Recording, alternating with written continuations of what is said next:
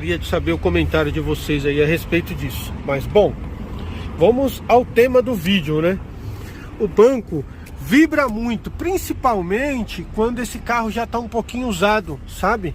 Quando esse carro ele tem aí 4, 5 anos de uso, esse banco chacoalha pra caramba, mas chacoalha demais. Este encosto e também o sétimo lugar, no caso, quando é spin.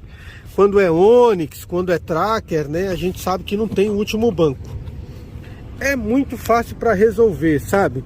Não sei nem por que eles não ensinam de uma vez para as pessoas como acabar com esse barulho. Gente, nesse caso aqui, ó, eu ainda não coloquei. É aqui que acopla e aqui que acopla o banco. É aqui que ele começa a fazer aquele barulho, porque é aqui que